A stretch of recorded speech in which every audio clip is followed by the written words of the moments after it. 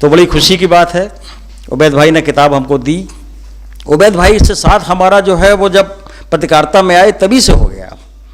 और बराबर हम लोग साथ रहे, हम उबैद भाई और पीछे बैठे हुसैन अफसर साहब, तीनों का साथ जो है वो सहाफ़त का भी है और खाने का भी है। बरसों हम तीनों लोग इकट्ठे होकर जो है वो चौक जाते रहे और हमेशा मिलते रहे। तो उबैद भाई का तो मोहब्बत, प्यार और उनका जो पूरा जो सहाफ़त और उनकी जो पॉलिटिक्स और उनका जो समझना और उनकी जो भी उनकी टिप्पणियाँ और उनकी जो बातचीत वो बराबर हम लोगों के साथ होती रही है, और बहुत कुछ सीखने को मिलता है, जानने को मिलता है। इस किताब को पढ़ने के बाद बहुत सी चीज़ें मालूम हुई जो नहीं मालूम थी 40 साल की सहाफ़त करने के बाद भी, कि ख़ास तौर से पार्टीशन का मंज़र क्या था, पार्टीशन क्यों हुआ, उसके पीछे क्या क्या वाक़ये थे, और पाकिस्तान में जब जिन्ना गए तो क्या हुआ और यहाँ पर क्या हुआ, किस तरीके से जिन्ना ने जो है वो मंडल को इस्तेमाल किया कि साहब वो वहाँ पर संविधान बनाएंगे, और वो हालात ऐसे हुए कि उनको वापस आना पड़ा। तो अयूब खान साहब ने अपनी किताब में भी लिखा कि अगर यहाँ पर संविधान बन गया होता तो ये मुल्क के हालात ऐसे ना होते। तो इस तरह की तमाम जानकारियाँ जो शेयर की हैं उबैदुल्लाह भाई साहब ने, जो हम लोगों ने किताब पढ़ी। इसी तरह से बाबरी मस्जिद का जब मामला आया तो इन्होंने क्रिटिसाइज़ किया कि शाहबानों के मामले में किस तरीके से अरुण नेहरू ने उनको पाठ पढ़ाया राजीव गांधी को, कि शाहबानों में जो है वो एक डील हो गई, तो अब हिंदुओं को खुश करने के लिए किस तरीके से जो है वो बाबरी मस्जिद का ताला खुलवा दिया जाए तो हिंदू खुश हो जाएगा। पूरी कहानी इन्होंने, और हम लोगों को साथ भी गए। हम लोग जब 6 दिसंबर 1992 का था तो हम लोग साथ भी थे, कई बार जाने को हुआ। तो पूरा का पूरा जो अयोध्या मूवमेंट है उसको बहुत बेबाकी से, बहुत जिसे कहना चाहिए एक सहाफ़ी को जो करना चाहिए, ये पूरी किताब किसी इतिहासकार ने नहीं लिखी है। इसको अगर आप पढ़ेंगे तो एक जर्नलिस्ट को जितना free and Frank and fair होना चाहिए वो इस किताब में दिखाई देता है। बराबर इन्होंने, चाहे वो पंजाब की समस्या हो, चाहे वो बाबरी मस्जिद से मामला हो, और एक वाक़या जो उस ज़माने का था कि जो अभी इसका जिक्र भी हुआ था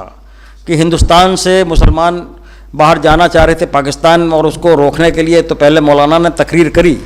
और उसके बाद फिर किस तरीके से होम मिनिस्टर ने जो है वो एक कमिश्नर जो कि गेरुआ वस्त्र पहनता था और टीका लगाता था, और वो था कि ये कमिश्नर है, इसको अगर भेज देते हैं तो वो रोक देगा। तो उस कमिश्नर ने कहा कि मुझे 3 दिन का वक्त दीजिए, मैं रोक देता हूँ। तो वो गया वहाँ पे सहारनपुर में, और उसने इस तरह का इंतज़ाम किया कि वो लोग जो जाना चाह रहे थे मुल्क छोड़ के वो रुक गए। तो इस तरह की जो तमाम किस्से, कहानियाँ और किस तरीके की जो बातें हैं जो उन्होंने लिखी है इस किताब में, तो वो वाकई में सबको पढ़ना चाहिए। और इन्होंने बिल्कुल भी छोड़ा नहीं है। इंदिरा गांधी का अगर इन्होंने जिक्र किया है तो उसमें फ्रैंकेस्टीन मॉन्स्टर का भी जिक्र नाम लेके इन्होंने कहा है कि इस तरह से इमरजेंसी हुई और किस तरीके से जाती हुई और किस तरीके से उस दौरान क्या क्या पूरी पॉलिटिक्स हुई, सबको उन्होंने लिखा है। राजीव गांधी का मामला है तो राजीव गांधी को भी उसी तरह से उन्होंने पूरा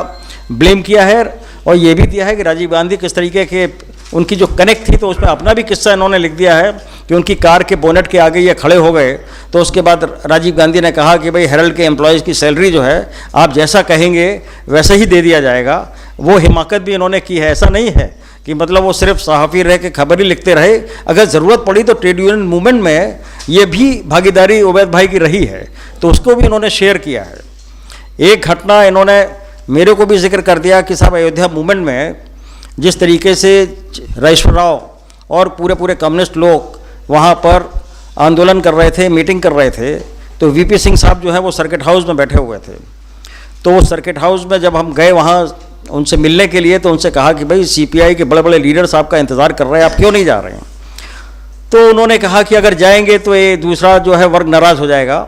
और वो वहाँ गए नहीं, और उसके बाद वो आगे चले गए। तो वीपी सिंह को भी उन्होंने एक्सपोज कर दिया। पूरी मंडल पॉलिटिक्स इन्होंने डिस्कस कर दी, कमंडल पॉलिटिक्स डिस्कस कर दी, तो कोई चीज़ इन्होंने छोड़ी नहीं है। तो ये एक रेफरेंस बुक, या आजकल होता क्या है कि सारे के सारे लोग जो टीवी पे अनर्गल दिखाया जा रहा है चैनल्स में, उसी को देख के बस खुश होकर आगे बढ़ लेते हैं। और हमारी बिरादरी के लोग भी जो है अपने बहुत कम लोग होते हैं कि जो इस तरह से इन डेप्थ जाके स्टडी करें तो ज़रूरी इस बात की है कि जो मुल्क के 70 साल का जो इतिहास है और उसके जो इश्यूज़ हैं कि पंजाब समस्या से लेके इसमें बहुत बढ़िया खूब जो है अहमदाबाद में किस तरीके से वहाँ पे दंगे हुए, किस तरीके से सरकार की वहाँ पे भागीदारी रही, उस सब का भी जिक्र है। तो कोई चीज़ छूटी नहीं है, सारे के सारे इश्यूज़ जो हैं वो डील किए गए हैं और बहुत बेबाकी से किए गए हैं। तो ज़रूरत इस बात की है कि ये किताब पढ़ी जानी चाहिए, इसको और ज़्यादा पब्लिसाइज करना चाहिए, इसको बताना चाहिए लोगों को, तभी इसका जो है एक मकसद पूरा होगा। मैं बहुत ज़्यादा डिटेल में नहीं बोलना चाहता क्योंकि इस किताब के हर पहलू पे मेहंदी साहब बोल चुके हैं,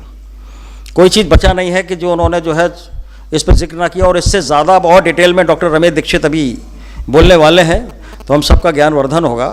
तो इन्हीं शब्दों के साथ मैं फिर उबैद नासिर साहब को मुबारकबाद देता हूँ और उम्मीद करता हूँ कि ये किताब तो हो गई, इसके बाद अब और भी आए। और एक बात यह है कि ये कांग्रेस इन्होंने बाद में ज्वाइन करी थी, ये किताब तो पहले ही हो चुकी थी, तो उसमें कहीं कोई कांग्रेस पार्टी से या उसकी विचारधारा से इस किताब का कोई लेना देना नहीं है, जो इस किताब में साफ दिखाई दे रही है। तो मैं उबैद भाई को मैं मुबारकबाद देता हूँ और उम्मीद करता हूँ कि अब अगली किताब का जो है पड़ाव फिर शुरू हो जाए।